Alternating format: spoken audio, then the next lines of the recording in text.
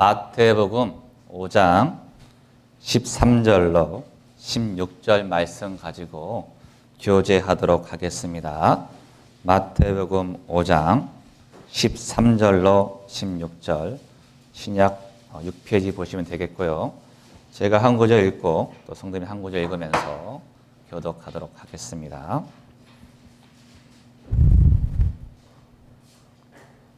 너희는 세상의 소금이니 소금이 만일 그 맛을 잃으면 무엇으로 짜게 하리요? 후에는 아무 쓸데없어 다만 밖에 버리어 사람에게 밝힐 뿐이니라.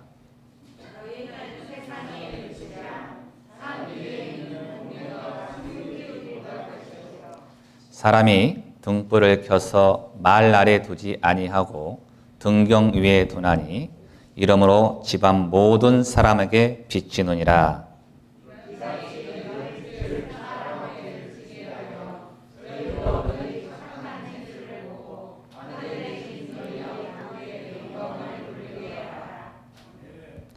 네, 반갑습니다. 어제 저희 남원은 새벽부터 비가 많이 왔는데 여수도 이렇게 왔는가 모르겠습니다. 또 아침에 보니까 여수도 이렇게 비가 지금 내리고 있는 것 같습니다.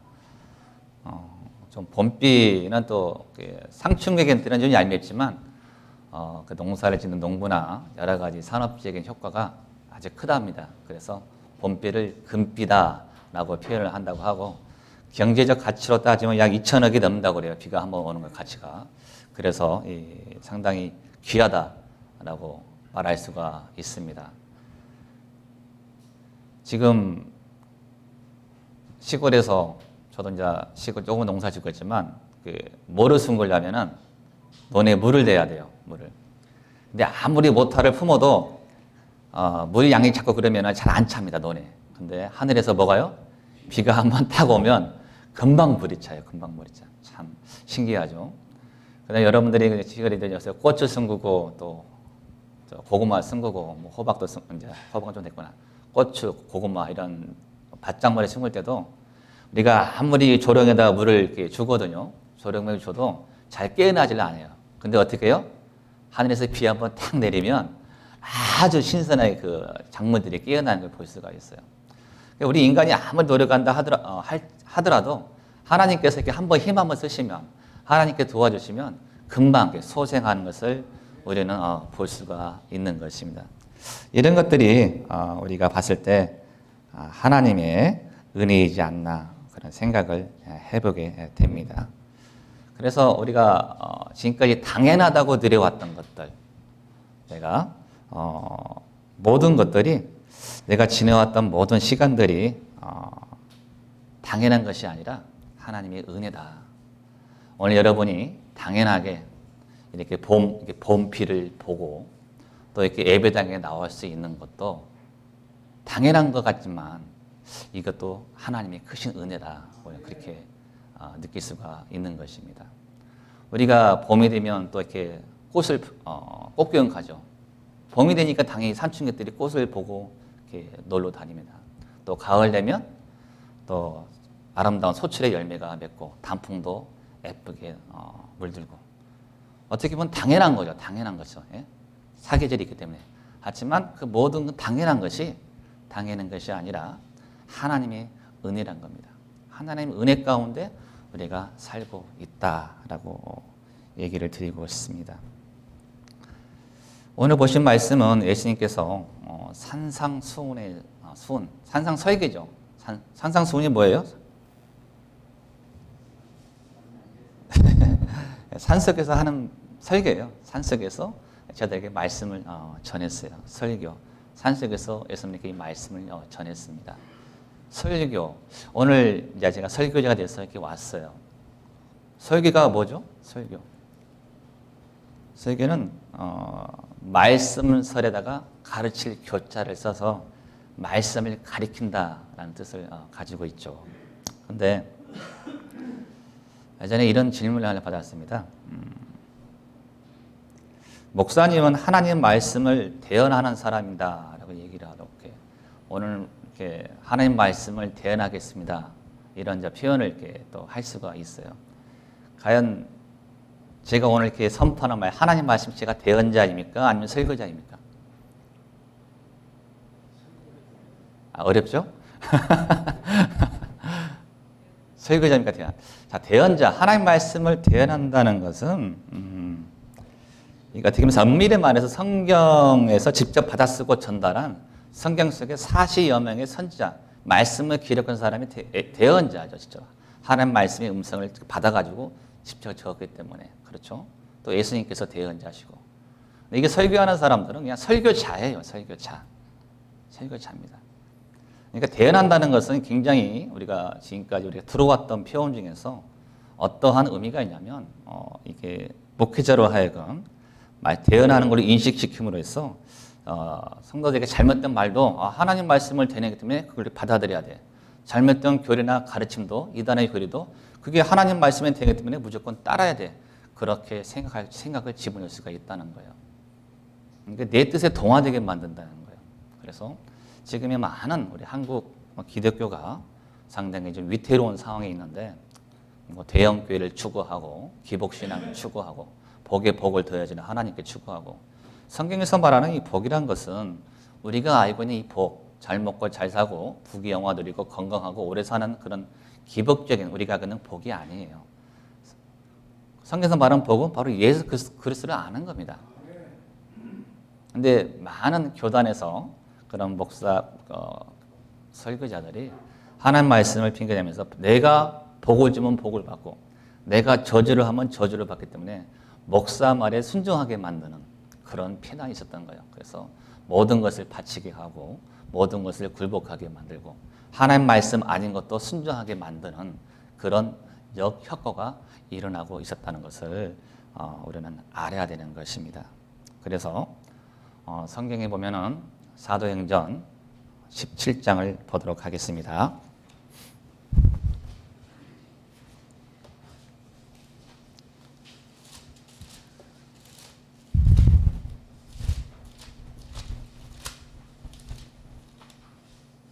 사도행전 17장 11절 말씀, 신약 217페이지입니다.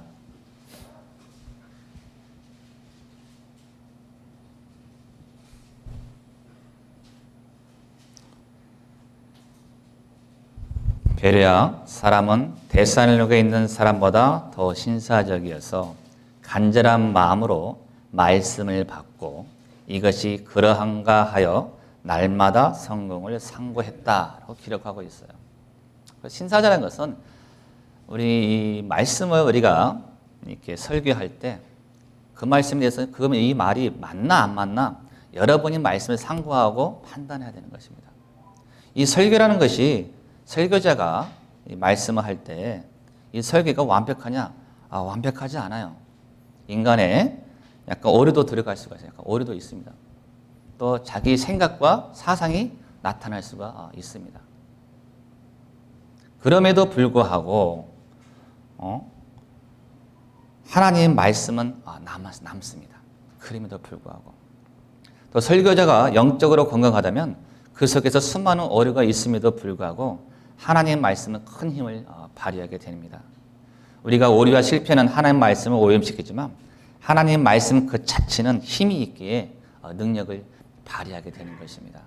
그래서 저도 이제 말씀을 맡아서 이렇게 설교하고 있지만 이 하는 부분에서 상당히 조심스럽고 또 어떻게 하면 이 말씀을 올바르게 또 가르쳐야 되니까 가르치는 데서 오류가 없도록 굉장히 힘씁니다. 설교자들은. 또 그렇게 되기 위해서는 여러분들의 많은 기도가 필요해요. 설교자에 대해서. 기도가 필요합니다. 그러면서 항상 이 말씀 안에서 그 안에서 건강한 설교는 이 말씀이 살아있다는 거죠. 말씀. 어떤 말이 가도 그 말씀은 나에게 와닿아요. 어떤 사람에는 아멘이 안 돼도 어떤 사람에는 아멘이 되는 설교가 또 있어요. 그 왜냐하면 그 말씀이 살아서 역사하기 때문에 그래요. 역사하기 때문에. 우리는 말씀으로 모든 것을 봐야 되는 것이다. 그래서 우리가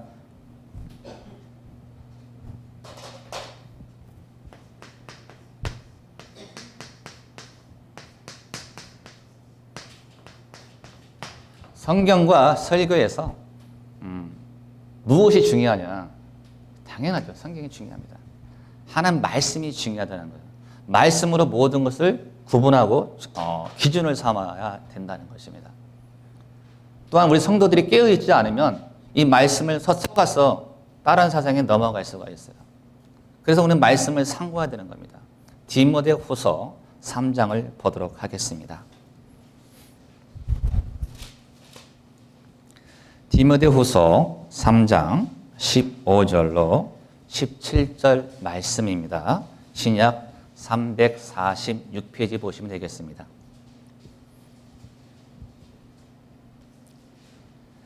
디모데후서 3장 15절로 17절 말씀, 신약 346페이지 제가 읽도록 하겠습니다. 또 내가 어려서부터 성경을 알았나니 성경은 능히 너로 하여금 그리스도 예수 안에 있는 믿음으로 말미암아 구원에 이르는 지혜가 있게 하느니라.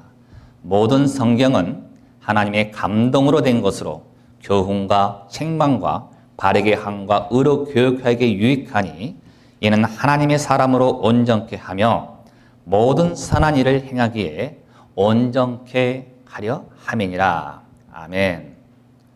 하나님께 이 성경을 주신 것은 첫 번째가 뭐냐면 이 성경을 통해서 그리스도 예수 안에 믿음으로 말미암아 구원에 이르는 지혜가 있다. 성경을 준 건 첫 번째는 구원을 받는 목적이 있는 거예요. 여러분, 구원 받으셨습니까? 그럼 일단 성경의 1차 목표는 합격하신 거예요. 구원에 이르기 때문에. 두 번째로 이 성경을 주신 목적은 무엇이냐면 교훈과 책망과 바르게 함과 의로 교육하기 위해서다. 두 번째는 뭐예요? 교육이에요. 교육. 그렇죠? 첫 번째 성경을 주신 첫 번째 목적은 우리에게 구원에 이르게 하는 거하고 두 번째가 바로 교육입니다. 세 번째가 바로 뭐라고 기록되어 있어요? 온전케 한다. 뭘 온전케 합니다? 이는 사람으로 온전케 하며 모든 선한 일을 행하기에 온전케 하다. 선한 일을 행한다. 선한 일. 선한 일. 선한 일을 행할 능력을 키우는 거죠. 성경을 우리에게 주신 목적은 명확하게 디모데후서 3장 15절로 17절로 우리에게 기록하고 있습니다. 첫 번째는 구원이고 두 번째는 바로 교육이고 세 번째는 선한 일을 하길 능력을 우리에게 부어준다고 얘기하고 있는 것입니다. 그래서 예수님께서 이제 마태복음 5장에 돌아가면은 이제 산상 수문을 통해서 제자들에게 말씀을 하고 있는 겁니다. 그러면서 너희는 세상의 소금이니 소금이 만일 그 맛을 잃으면 무엇으로 짜게 하리오? 라고 기록하고 있는 것입니다. 여기 보니까요. 너희는 세상의 소금이니 라고 했습니까? 아니면 너희는 교회의 소금이니 라고 기록했습니까? 세상의 소금이죠. 교회의 소금이 아니고 세상의 소금이라는 것입니다. 예수님께서는 공생의 사역을 시작하시면서 기도하는 시간 이외에 가르친 시간 이외에 성전에 머무르지 않았어요. 어떤 한 마을의 특정에 머무르지 않았습니다. 각 골골마다 마을마다 돌아다니면서 이 말씀을 증거하셨던 것이죠. 제가 오늘 그 라디오 프로그램 보니까 이런 말이 나오더라고요. 어떠한 그 남편이 우리 집 아내가 교회에 너무 빠져가지고 살림살이를 소홀히 한다. 교회에만 가고 집하고 직장, 교회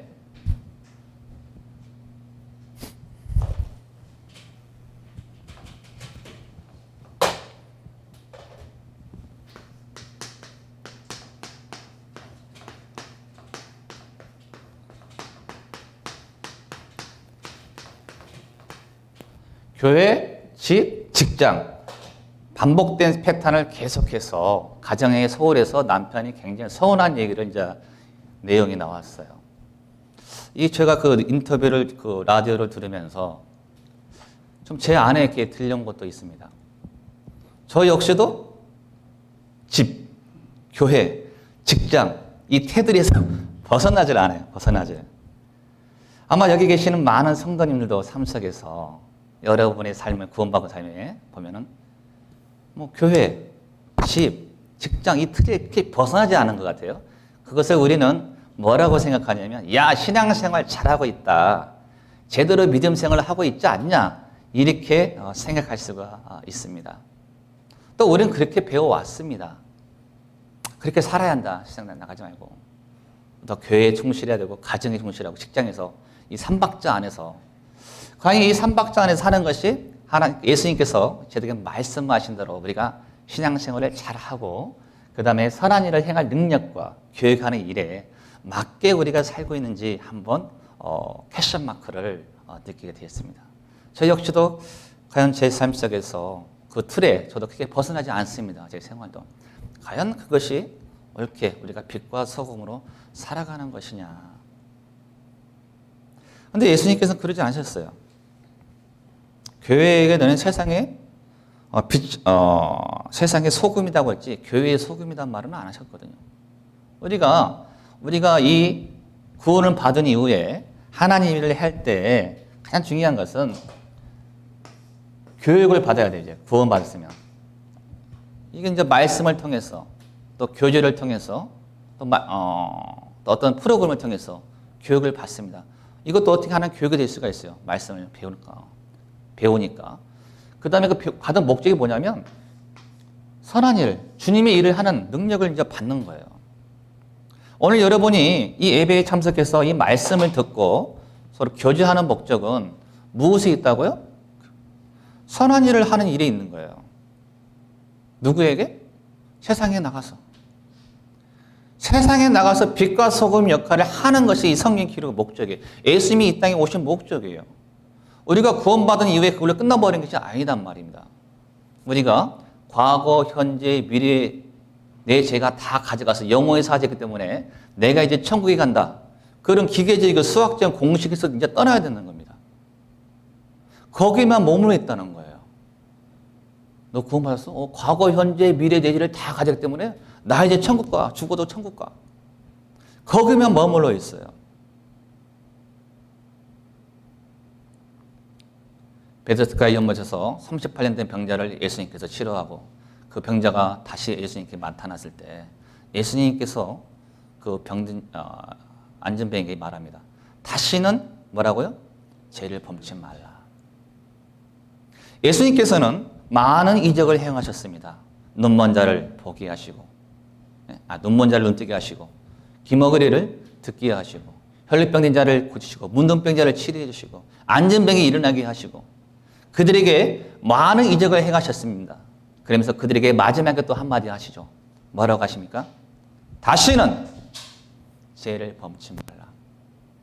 다시는 네가 옛날에 살았던 그 습관대로 걔가 토해서 토색한 그 길로 가지 말라는 겁니다. 이제는 구원받은 이후의 삶은 지금 변화가 있었다는 거예요. 변화가. 하나님 앞에 성화되는 열매 맺는 삶들로 나아간다고 가르쳐주고 있는 거예요. 신약의 모든 부분에서는 믿음의 은혜로 구원받은 거 말씀도 물론 있지만 너희가 행함대로 행함을 따라 강조한 것이 굉장히 많아요. 너희 행의 열매를 먹을지라는 말씀이 굉장히 많습니다. 우리가 이 살아가는 이 삶 속에서 이제는 이 선한 일을 행한 일, 하나님과 나의 교제 통해서 열매를 먹는 성령의 그 9가지 열매를 체험하면서 살아가는 이 삶이 중요하다는 거예요. 구원받은 하나로 딱 멈춰버리면 안 된다는 것입니다. 이제 그것이 시작에 불과해요. 첫 번째 구원받았으면 이제 교육을 받아야 되는 거예요. 교육. 교회는 교육을 하는 장소입니다. 교회에서 교육을 받고 또 이 성경 말씀에서 교육을 받아야 돼요. 또 교육하는 스승이 나타나야 돼요. 교회에서는. 스승이 있으면 뭐합니까? 제자가 또 있어야 돼요. 그 말씀을 듣고. 그걸 잘 배워서 교육을 받아서 그것도 올바른 교육을 받아야 됩니다. 잘못된 교리가 들어오고 이단적 사상에 들어오면 선한 일이 엉뚱 악한 능력이 돼버려요. 그래서 베레아 사람은 데살로니가 사람 다 신사적에서 그 날의 말씀이 그러한가 아닌가 날만 상고했다고 기록하고 있는 거예요. 이 설교자가 여러분의 모든 걸 줄 수가 없습니다. 여러분들이 스스로가 이 말씀을 봐야 되는 거예요. 에베소서 6장을 보도록 하겠습니다.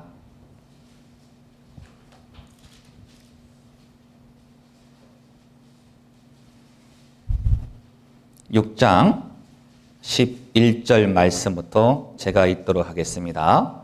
에베소서 6장 11절 신약 317페이지 보시면 되겠습니다.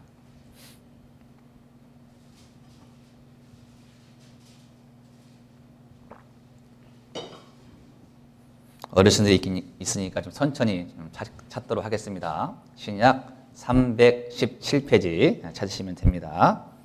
에베소서 6장 11절로 제가 읽도록 하겠습니다. 마귀의 괴계를 등이 대적하기 위하여 하나님의 전신갑주를 입으라. 우리의 씨름은 혈과 육에 대한 것이 아니요 정사와 건세와 이 어두움의 세상 주관자들로 하늘에 있는 악의 영들에게 대함이라. 그러므로 하나님의 전신갑주를 취하라. 이는 악한 날에 너희가 능히 대적하고 모든 일을 행한 후에 서기 위함이라. 그런즉 서서 진리로 너희 허리띠를 띠고 의의 흉배를 붙이고 평안의 복음에 예비한 것으로 신을 신고 모든 것 위에 믿음의 방패를 가지고 이로써 능히 악한 자의 모든 화전을 소멸하고 구원의 투구와 성령의 검 곧 뭘 가지라요? 하나님의 말씀을 가지라. 하나님의 말씀을 가지라고 얘기하고 있습니다. 말씀을 가져야 돼요. 여러분들 삶 속에서 말씀과 얼마나 동행하고 있습니까? 말씀은 얼마나 보고 있습니까? 저하고 이렇게 문자를 주고받는 우리 교회 한 자매님 계시는데요. 자매님께서 좀 힘이 없길래 제가 자매님 성경 보세요. 그랬더니 안 봅니다. 그래요. 아, 그러세요? 그러면 저랑 같이 말씀 봅시다. 제가 말씀 어제 로마서부터 읽게 했어요. 말씀을 읽으시고 한 구절 좋았던 내용을 저한테 보내주시면 제가 거기에 대해서 또 모르는 것들 또 제가 문자로 이렇게 교주를 해주겠습니다. 했더니 권자매님이 이렇게 처음에는 한 장씩 읽고 이렇게 보내오는 거예요. 그래서 제가 이제 댓글 달아주고 로마서 다 읽어가고 이제 어디 읽을까요? 그래 전도사님. 그래서 그러면 이제 에베소서를 읽으면 좋습니다. 근데 하루에 한 장 읽으면 에베소서 몇 장까지 있어요? 6장까지 있어요. 일주 후에야 다른 거 이렇게 물어보는데 하루 만에 전도사님 또 뭐 읽을까요? 이렇게 문자가 왔어요. 깜짝 놀랐어요. 그러면 빌립보서를 읽으면 좋습니다. 이 자매님이 이제 말씀에 약간 맛을 하니까 하루에 이렇게 6장, 5장씩 읽어버리는 거예요. 제가 이제 그 댓글을 달아드리고 지금 이제 마태, 마가 지금 요한복음 읽고 있어요. 누가복음. 아주 저는 그것을 이제 교주를 하면서 너무 감사했어요. 우리가 이게 하루에 한 장 읽는 것은 뭐 쉬울 것 같죠. 근데 실제로 우리 성도의 삶 속에 보면은 하루에 한 장을 못 읽어요. 참 아이러니합니다. 성경이 66권을 다 읽은 사람이 드물어요.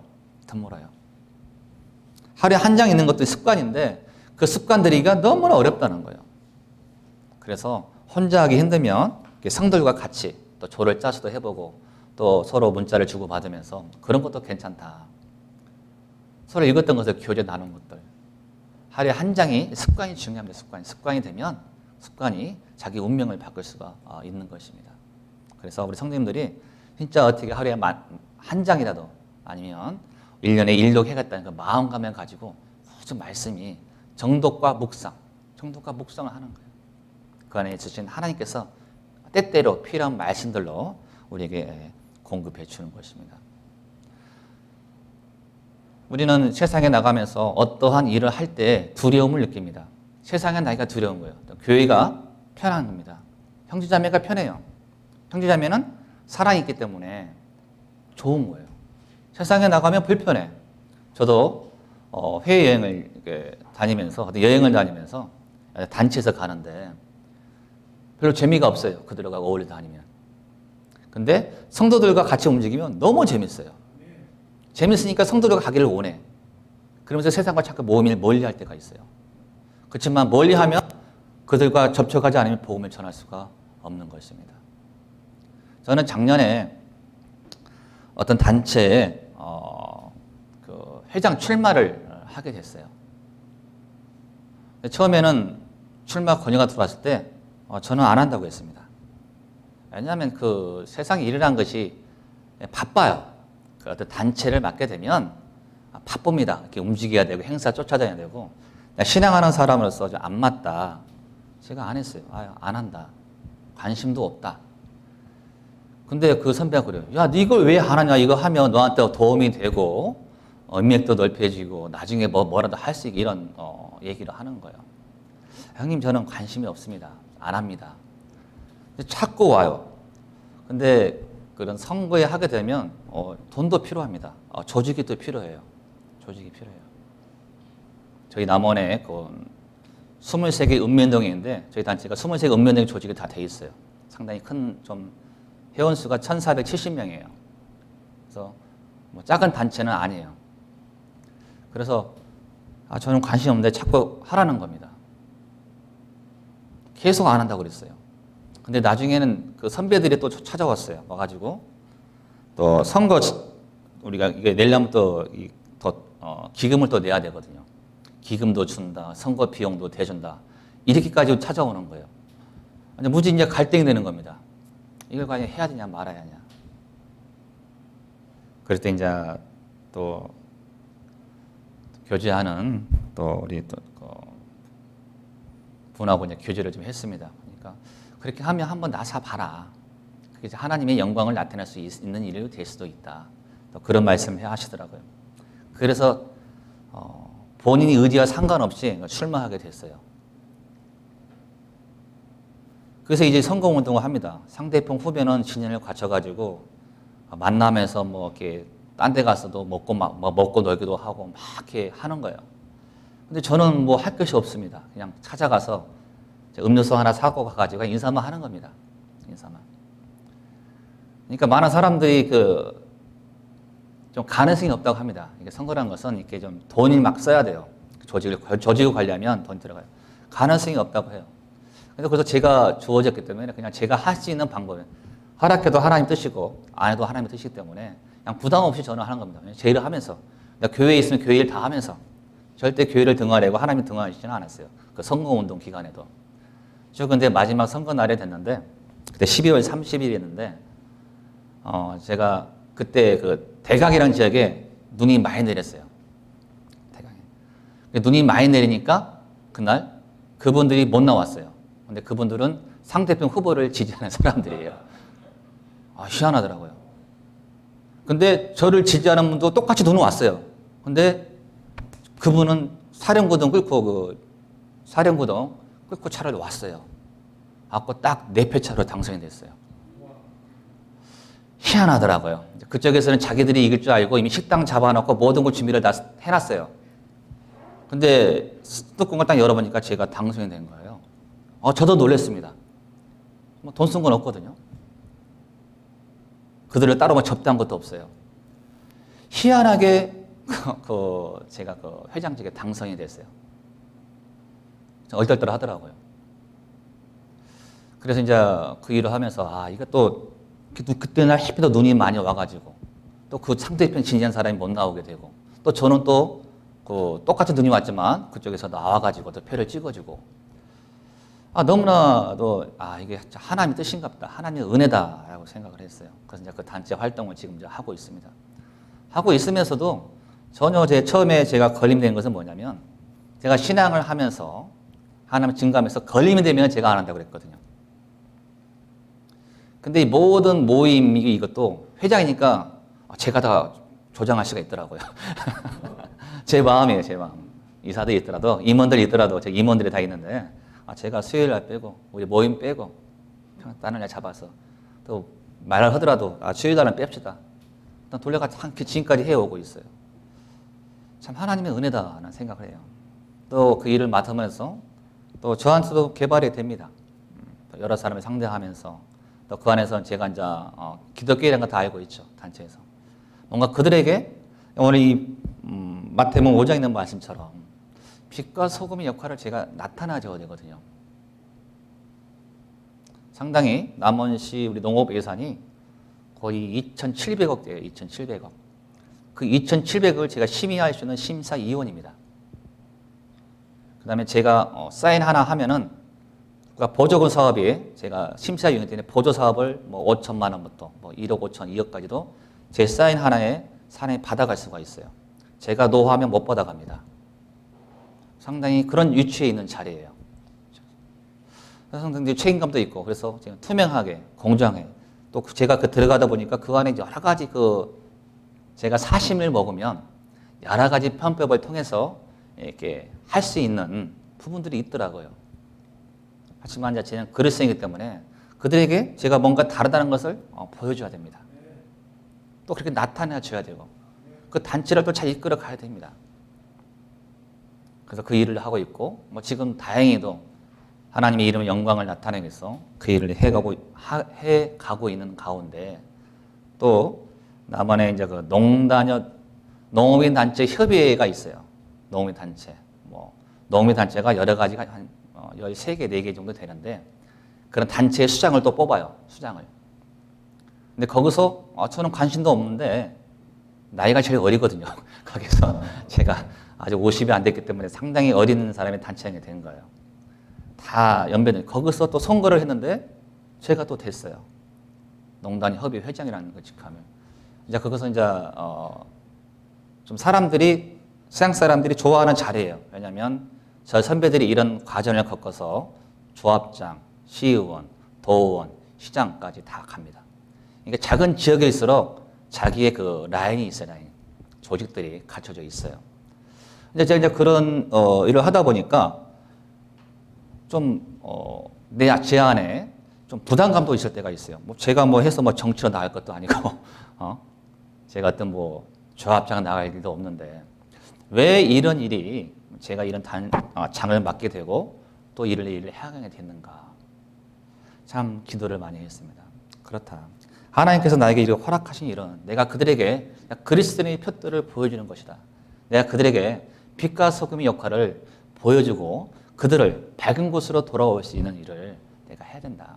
그런 생각을 많이 하게 됐고 또 그들에게 특히 우리 또 사무실에도 실장이 이제 경리죠. 실장님인데 항상 또 얘기하고 있습니다. 그러니까 우리가 이 어떠한 것을 일이 있을 때 두려워하지 말라는 겁니다.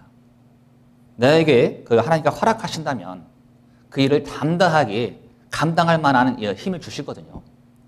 두려워하지 마세요. 그 일을 하시고 꼬리보다는 머리가 되어야 돼요. 그리스도의 이름을 높이면 되는 거예요. 내가 그 일을 담당히 잘 해내면 된다는 겁니다. 그래서 제가 그 안에서 빛과 소금 역할을 하려고 합니다. 하여튼 이게 하나님의 은혜가 아니면 우리는 해 나갈 수가 없다. 하나님이 도와주심으로 그 일을 행할 수가 있다는 것이죠. 지금은 또 내년에 지방선거가 있어요. 그죠? 내년에 대통령 선거도 있고 시군수 시장, 군수 이런 또 선거도 있습니다. 지금 제가 직함을 맡고 있으니까 많은 사람들이 또 와요. 출마자들이 예비 출마자들이 와가지고 좀 만나주세요 합니다. 만나주세요. 회장님 만나주세요. 만나세요. 저도 바쁜데 그 만나서 들으면 뻔한 얘기거든요. 도와달라고. 뻔한 얘기. 근데 여기서도 조금만 마음만 먹으면 그들한테 많은 스폰을 받을 수가 있어요. 왜냐면 저는 조직이 있기 때문에 조직을 갖다가 동원해서 할 수 있는 부분이 그렇게 또 해왔고. 근데 저는 그러지 않는 거예요. 저는 그래서 제가 서너 사람 사무실에 찾아왔기 때문에 사무실 오래서 만나서 차 한잔 마시고 그런 거 있지만 하여튼 그런 여러 가지 사람들을 만남에 있어서 제가 어디 있거나 위축되는 건 없어요. 실제로 제가 26살 때 남원시 사회치연합회 회장을 한번 한 적이 있었습니다. 어린 나이죠. 26이면 청년 때니까. 그때 이제 행사를 하면 국회의원들이 다 오고 국회의원, 시장 다 와요. 저는. 근데 그 어린 나이에도 저는 그들을 상대하면서 두려움이 없었어요. 내 안에 큰 하나님이 있기 때문에 절대 두려움이 없더라고요. 당당하고. 그때 제가 지금 나이가 먹어서 그럴 수 있지만 그때 어린 나이에 어떻게 그들하고 어깨를 나란히 하고 그 행사를 했는가 지금도 하나님의 힘으로 능력으로 했다는 걸 알 수가 있어요. 전혀 위축될 것이 없어요. 여러분이 세상에 나가서 어떤 사람을 만나더라도 전혀 위축될 것이 없습니다. 여러분은 아무리 높은 직급을 가지고 있는 명예를 가지고 있는 사람이라도 여러분보다 못해요. 그렇지 않습니까? 여러분은 하나님의 백성이에요. 하나님의 잘 있는 사람이에요. 그들은 멸망할 자식입니다. 국회의원이면 뭐하고 시장이면 뭐하고 대통령이면 뭐합니까? 멸망할 자식이라는 거예요. 우리는 하나님의 자녀예요. 빛이랍니다. 빛. 그들은 어둠이고 우리는 빛이에요. 영적으로 보면. 항상 어깨를 펴시고 당당하게 어떤 사람을 만나든 누구와 접촉하든 당당하게 예수 그리스도를 시인하시고 예수 그리스도를 전하는 증거하는 우리 살아있는 능력이 있는 우리 여수 우주교회 성도님 되기를 예수님으로 축원드립니다. 그래서 우리는 교회가 아닌 세상으로 나아가야 된다. 두려워하지 마라. 놀라지 마라. 나는 내 하나님이 아느냐. 내가 너와 항상 함께한다 이 말씀이 있습니다. 그래서 우리는 세상에 나갈 때 두려움이 없는 것입니다.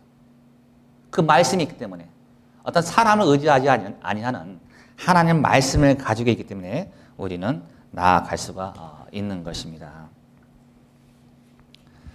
우리는 소금 하면은 다 알고 있습니다. 소금의 역할에 대해서 부패하지 아니하고 모든 음식에 소금이 들어가지 않으면 맛을 낼 수가 없고. 근데 지금의 소금은 또 많이 먹으면 건강에 이상해도 하지만 지금은 소금을 통해서 뭐가 치료가 돼요? 건강이 회복돼요. 그렇죠? 죽염 소금도 있고 또 볶아서 먹는 소금도 있고 천일염 소금도 막 아주 그 인터넷에 보니까 엄청나게 많은 소금이 있더라고요.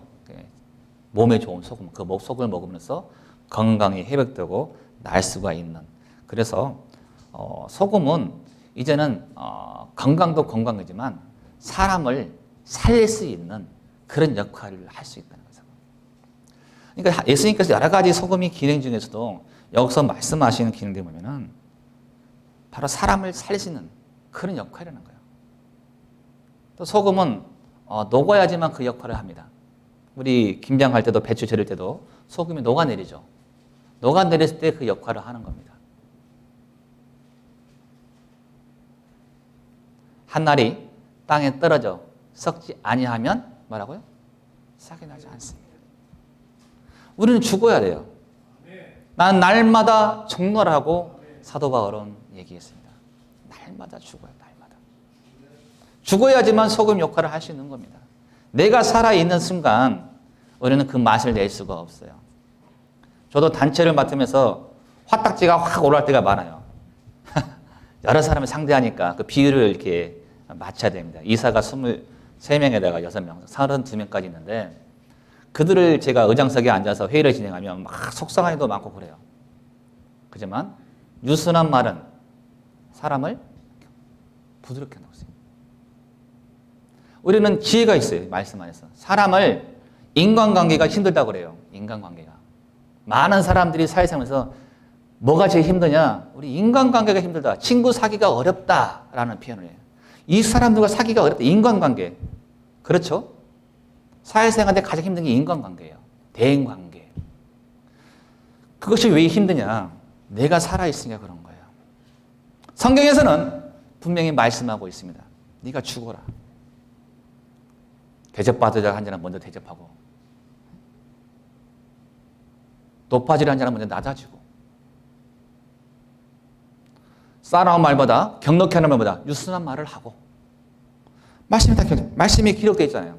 잘 들어주고 우리가 그런 말씀대로 행할 때 우리는 인간관계가 회복되는 걸 알 수가 있습니다. 제가 만약 제 성질대로 막 하고 화내고 짜증내고 하면 사람들 다 떠나갈 겁니다. 떠나가요.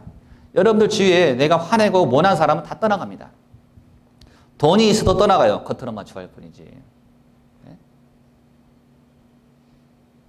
하지만 인격적으로 하나님 말씀 안에 내가 녹아들여서 내가 소금 역할을 했을 때 내가 녹아졌을 때는 여러분 사람은 붙게 있어요. 인간관계가 회복되는 것입니다. 인간관계가 회복되는 거예요. 우리는 그 인간관계를 통해서 그 세상 속에서 예수님의 일을 선한 일을 행하는 겁니다. 그걸 견뎌내지 못한다면 문제가 있는 거예요. 나한테 문제가 있든지 내가 말씀을 보는 눈이 잘못되었든지 우리는 하나님께서는 그런 우리가 시험을 이겨낼 수 있는 힘을 우리에게 허락해 주셨습니다.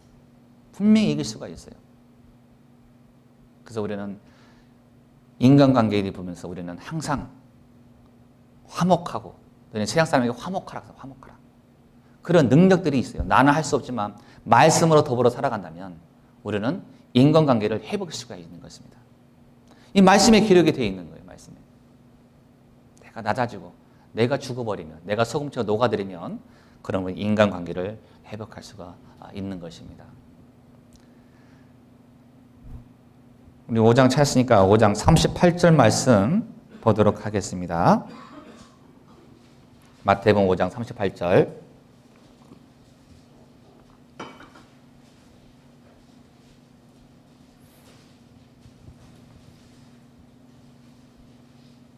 마태복음 5장 38절. 또 눈은 눈으로 이는 이로 갚으라 하였던 것을 내가 들었으나 나는 너에게 이르노니 악한 자를 대적지 말라. 누구니 내 오른편 뺨을 치거든 왼편도 돌려대며 또 너를 송사하여 속옷을 가지고자 하는 자에게는 겉옷까지도 가지게 하며 또 누구니 너로 억지로 오리를 가게 하거든 그 사람과 심리를 동행하고 내게 구하는 자에게 주며 내게 끄고자 하는 자에게 거절하지 말라. 또 내 이웃을 사랑하고 내 원수를 미워라 했던 것을 너희가 들었으나 이렇게 하고 있어요. 우리가 소금처럼 빛처럼 살려고 할 때는 죄와 투쟁하는, 죄와 싸워 승리할 수 있는 그런 믿음을 가져야 되는 것입니다. 인간적으로 하기 힘든 일이에요.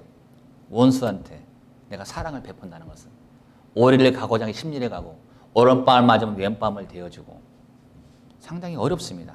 그 일을 가는 것은. 근데 우리는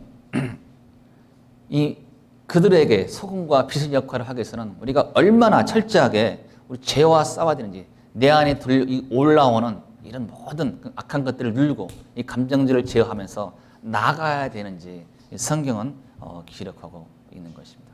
너희가 다시는 죄를 범치 말라. 너희가 죄와 싸울까 하되 피 흘릴까지는 아니했다.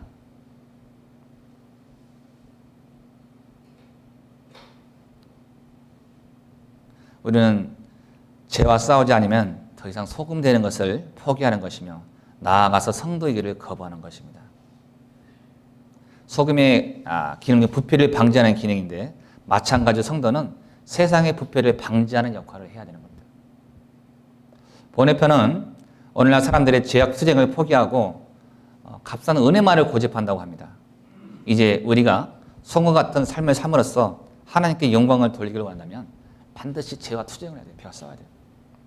우리는 살면서 수많은 유혹 가운데 살고 있어요. 유혹 가운데. 육신의 연약함으로 보암직하고 먹음직하고 지혜를 갈 만큼 탐스러운 그런 육의 육신을 가지고 있는 것입니다. 그것들과 싸워서 이겨야 돼요. 무엇으로? 에베소 6장 나무처럼 성령의 검, 투구 말씀을 가지고 이겨가는 것입니다. 말씀 가지고 우리가 성령의 능력을 많이 행하기를 원합니다. 성령께서 내 안에 동행하기를 원해요. 근데 성령 충만에 산다는 것은 말씀이 그만큼 내 안에 살아 역사해야 돼요. 세상에 아는 것이 힘이다 그런 말 있죠. 아는 것이. 이 말씀을 아는 만큼 여러분을 통해서 성령의 역사가 하나님의 능력이 나타난다는 거예요. 그게 바로 말씀이에요. 말씀. 그게 바로 성령의 능력이에요. 여러분이 이 말씀을 얼마나 깊이와 넓이를 깨달음에 따라서 여러분이 안에 역사하는 성령의 능력도 더 넓고 폭이 커진다는 겁니다. 그것은 말씀이 있는 거예요. 말씀이 나를 주장하면 여러 가지 죄의 유혹에서 우리는 말씀을 가지고 승리할 수가 있는 거예요. 말씀을 가지고. 말씀이 없으면 무너집니다. 어떤 목사님 말이 아니에요. 어떤 유명한 성원의 말이 아니에요. 이 하나님 말씀으로 이길 수 있다는 거예요. 하나님 말씀으로. 그게 바로 성령의 능력이에요. 성령의 검인 것입니다. 누가복음 22장을 보도록 하겠습니다.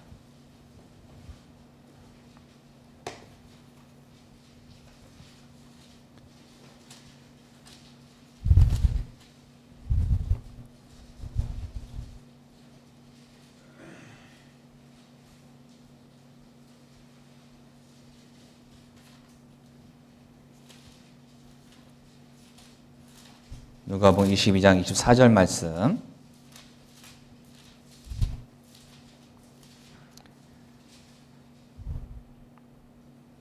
제가 읽도록 하겠습니다. 신약 135페이지인데요. 누가복음 22장 24절로 또 저희 사이에 그중 누가 크냐 하는 다툼이 난지라. 27절에 앉아서 먹는 자가 크냐 섬기는 자가 크냐 앉아 먹는 자가 아니냐 그러나 나는 섬기는 자로 너희 중에 있노라. 우리가 이 빛과 소금 역할을 하기 위해서는 바로 섬기는 자가 되어야 됩니다. 여기 보니까 24절에 보니까 제자들이 누가 더 크냐, 예수님께서 왕이 되면 누가 더 높은 위치에 올라가냐, 이렇게 다툼이 일어났다고 그러셨어요. 사람은 누구나 다 명예욕이 있습니다. 남보다 높아지고 하는 마음이 있어요. 그렇죠? 하지만 성경은 섬기라고 얘기합니다. 섬기는. 소금이란 것은 섬겨줘야 되는 거예요. 세상에서도 인간관계 하기 위해서는 내가 그 사람을 우리가 대우한다고 그래요. 대우해줘라, 대접해줘라. 그런 거죠. 대우를 해줘야 돼요. 나이 가진 사람은 연장자로 대접해주고, 선배면 선배 대접을 해주고, 후배면 후배 대접을 해줘야 돼요. 내가 대접받기를 원하는 것이 아니에요, 성경은. 네가 대접받고 하는 만큼 대접을 해라 라고 말씀하고 있는 거예요. 저는 제가 회장의 직함을 맡고 있지만 제가 오면 제가 커피 타줘요. 제가 사무실 가면 우리 실장이 커피 가져와요. 제가 타 먹을게요. 제가 타 먹어요. 그럼 실장이 미안해가지고 회장님 제가 할게요. 막 그래요. 괜찮아요. 제가 할게요.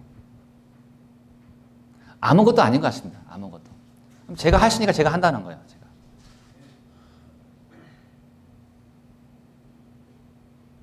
저희 아파트에 동대표 선출이 있었어요.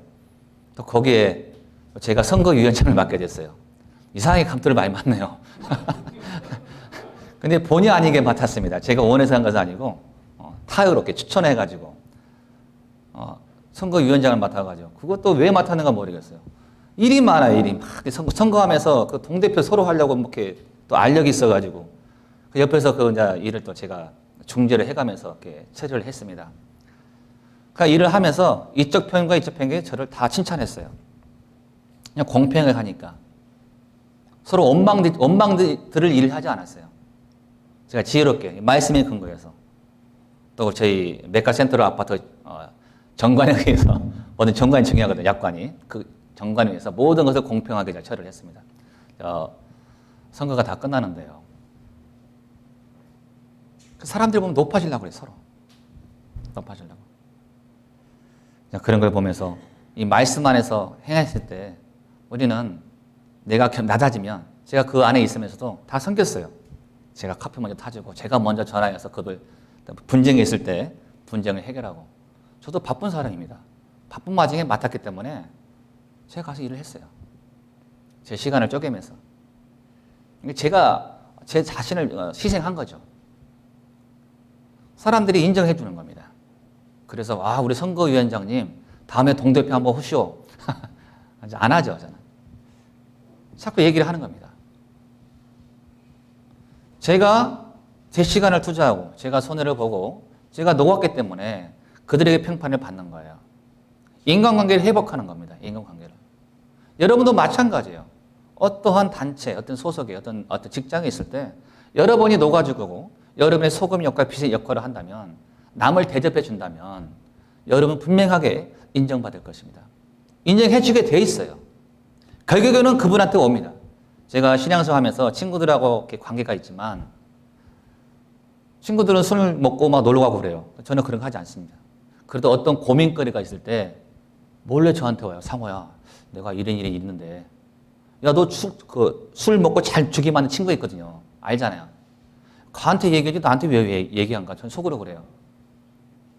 근데 진짜 그 친구의 내면 속에 있는 고민과 걱정을 해결할 사람은 누구예요? 우리 그리스도인이라는 거예요. 그리스도인.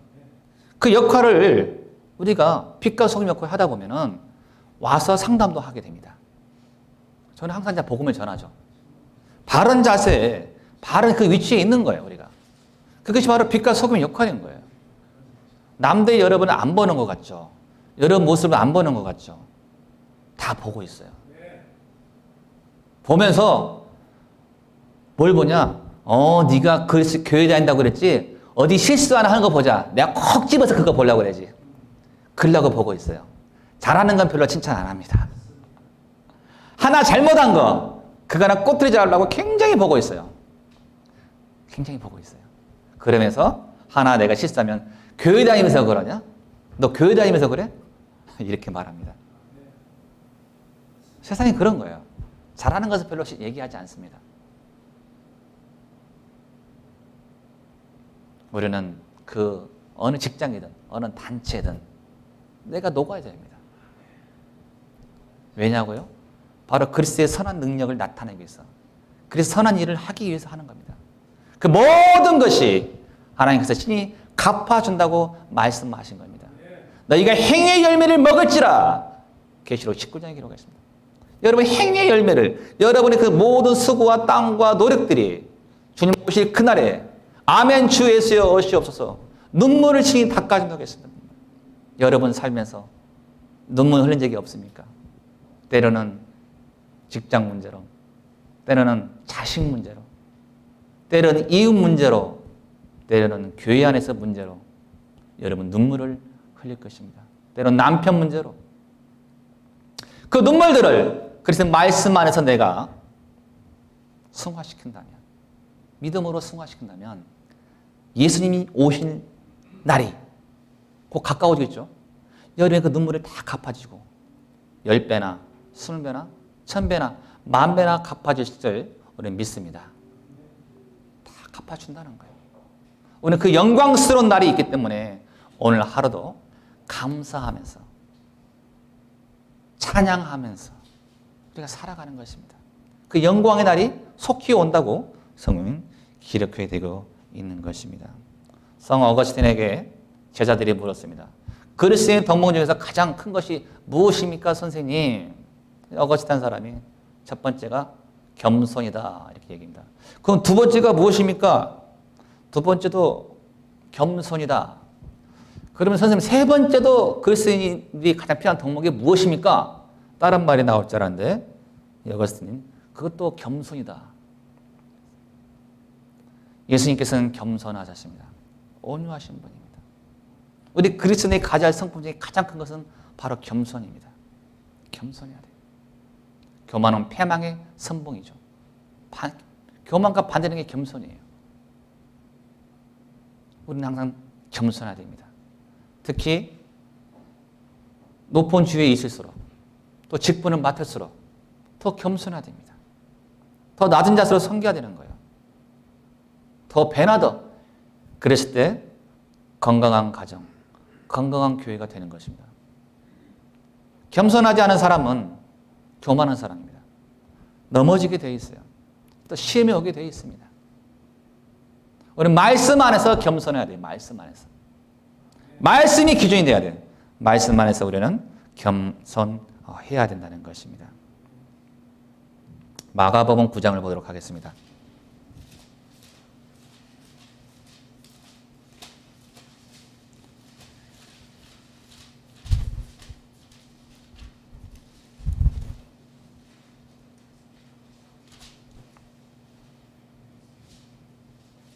마가복음 9장 36절 말씀, 신약 69페이지 보시면 되겠습니다.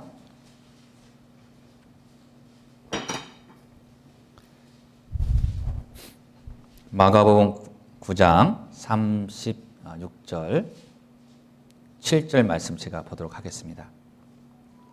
어린아이 하나를 데려다가 그들 가운데 세우시고 안으시며 제자들에게 이르시되 누구든지 내 이름으로 이른 어린이 하나를 영접하면 곧 나를 영접함이요 누구든지 나를 영접하면 나를 영접함이 아니요 나를 보내신 이를 영접함이니라 라고 기록하고 있습니다. 이 빛과 소금이 역할을 한다는 것은 바로 영접하는 신앙입니다. 어린아이를 갖다가 비유로 세우죠. 어린아이. 어린아이를 영접한다는 것은 뭐예요? 어린아이는 항상 보호의 손길이 필요합니다. 관심을 가져줘야 돼요. 돌봐줘야 할 대상입니다. 돌봐야 할 대상이에요. 그렇죠? 어린아이, 이게 바로 보호하고 돌봐주는 생활. 이러한 의미에서 영접하는 신앙은 섬기는 신앙과 매우 밀접한 관계가 있어요. 우리 안에도 삶 속에서 영접을 해야 돼요. 대접을 해야 돼요. 대접을. 어린아이를 돌보는 것처럼 주위 사람들을 돌봐줘야 돼요. 돌봐줘야 돼요. 케어를 해줘야 돼요. 내 가정만, 내 식구만 돌보는 것이 아니라 이제 눈을 돌려서 세상으로 돌려서 내 이웃을 내 몸처럼 사랑하는 말씀처럼 이웃의 눈을 돌려야 돼요. 이웃을 돌봐줘야 돼요. 이웃을 긍휼히 여기는 마음이 생겨야 됩니다. 직장 동료를 불쌍히 여기는 마음이 들어야 돼요. 내가 만나는 모든 사람이 참 불쌍하다. 그런 마음이 들어야 됩니다. 왜요? 그들이 가고 있는 길은 피해가 사망의 길이기 때문에 우리는 그 길을 알고 있잖아요. 그래서 관심만 가져줘야 돼요. 그 어린아이가 잘못된 길로 가면 어른은 그 어린아이를 올바른 길로 인도할 의무와 책임이 있는 겁니다. 세상에 많은 사람들이 잘못된 길로 가고 있는 거예요. 그리스도의 길이 아닌 사망의 길로 가고 있다는 겁니다. 그 길을 우리는 올바른 길로 돌이켜야 되는 거예요. 돌이켜야 되는 거예요.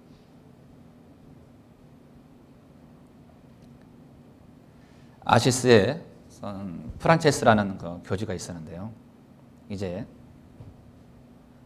예수님께서 40일 기도한 것처럼 40일 제자들과 함께 40일 기도를 합니다. 작정, 금식 기도. 이제 39일째가 됐습니다. 근데 이 39일째 됐을 때 한 제자가 참지 못하고 수프를 한 숟가락 이렇게 떠먹었어요. 그 수프 향기 나니까 많은 제자들이 그 수프를 떠먹는 제자를 향해서 눈초리가 어때요? 아주 싸나졌죠. 그 하루를 못 참고 그 마지막 하루 못 참고 그 수프를 떠먹어. 그러면서 그 프란체스 스승을 쳐다봅니다. 오늘 스승님, 오늘 저 제자를 좀 혼을 좀 내달라는 의미로 스승을 바라봤습니다. 그 프란체스 스승은 말없이 그 제자가 먹었던 수프를 같이 떠먹었어요. 같이 먹었어요. 그러면서 우리가 금식하고 기도하는 것은 하나님 예수님의 성품을 담고 예수님의 사랑을 신찰하는 것인데 이 제자가 배고파서 먹는 것은 죄도 아닐 뿐더러 그것을 우리가 이해하지 못하고 경멸의 눈초리를 보낸다는 것은 하나님 일을 행하되 옳지 않다.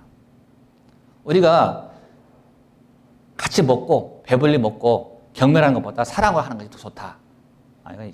그런 일화가 있습니다. 우리는 교회 안에 살아가면서 성도들을 바라볼 때 어떤 기준을 정해놓고 판단할 때가 있어요. 또 시기할 때도 있습니다. 그럴 때 우리는 예수님께서 우리에게 말씀하신 이 사랑을 생각해야 됩니다. 예수님께서 친히 제자들의 발을 어떻게 해요? 씻기셨습니다. 굉장히 어려운 일입니다. 저희도 교회 행사할 때 함께 수족식 이렇게 해요. 성도님들 이렇게 대합을 떠다 놓고 그때 성도의 발을 이렇게 닦는 그런 행사를 한번 했었습니다. 좀 새롭더라고요. 그런 의식 자체를 해보니까.